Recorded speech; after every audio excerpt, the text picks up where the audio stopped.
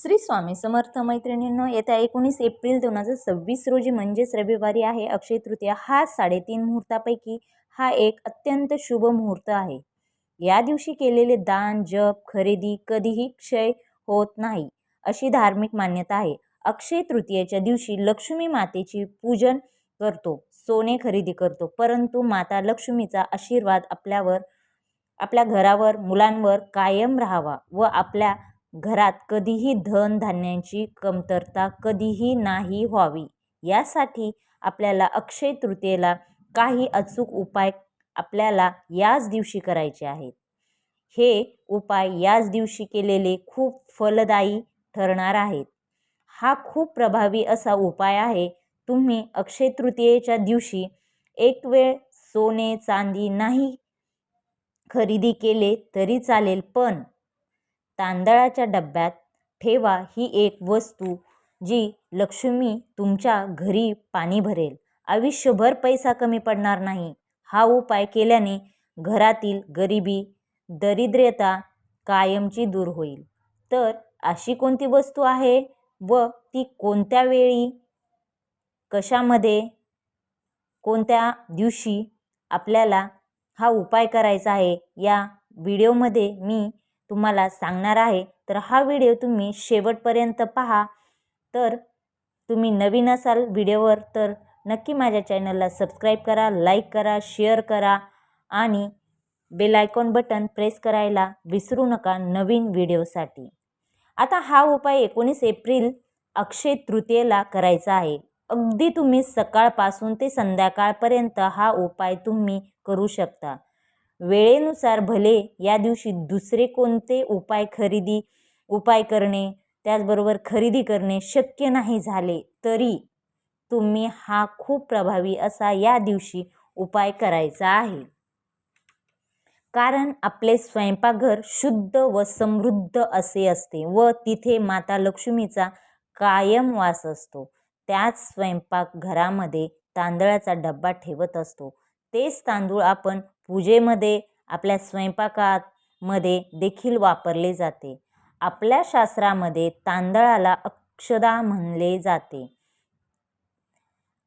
त्याचबरोबर त्याचा अर्थ असा होतो, कधीही क्षय होत नाही। अक्षय तृतीयेला केलेल्या उपायाचे देखील कधीही संपत नाही। तांदूळ शुक्र व चंद्रच्या संबंधित आहे। ती शांती व वैभवाचे प्रतीक आहे। हा उपाय केल्याने नकारात्मकता देखील निघून जाते, पैशाची चणचण कधीही भासत नाही, लक्ष्मीचा वास कायमस्वरूपी आपल्या घरात राहतो। आपल्या घरात कधीही कलह कमी होतो। वास्तुदोष कमी करण्यासाठीचा खूप खास उपाय आहे। तांदळाला अन्न व धनचे प्रतीक मानले गेले आहेत।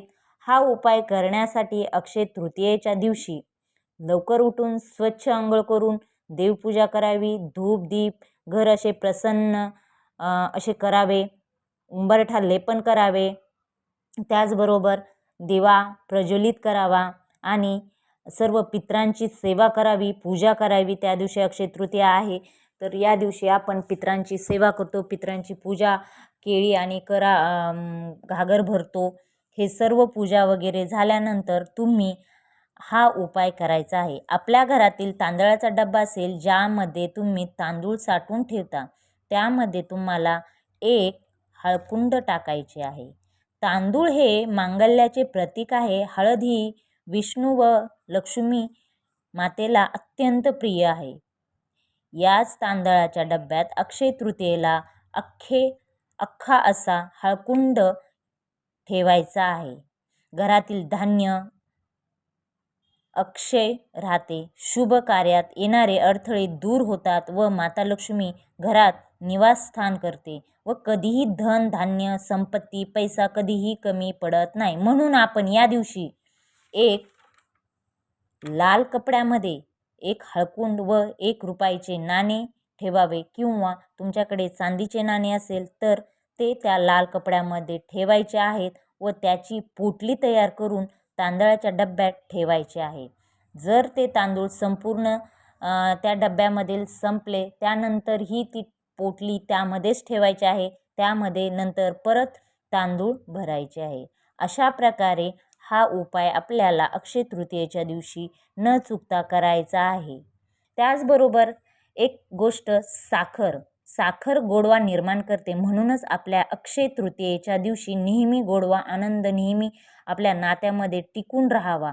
आपल्या कुटुंबातील वादविवाद दूर व्हावेत, सुख समृद्धी घरात कायम राहावी, यासाठी साखरेच्या डब्यात आपल्याला दालचिनीचा तुकडा ठेवायचा आहे. दालचिनी ही समृद्धी व नशिबाचे प्रतीक मानले गेले आहेत आणि साखरेच्या डब्यात दालचिनीचे तुकडे ठेवल्याने कुटुंबात गोडवा राहतो.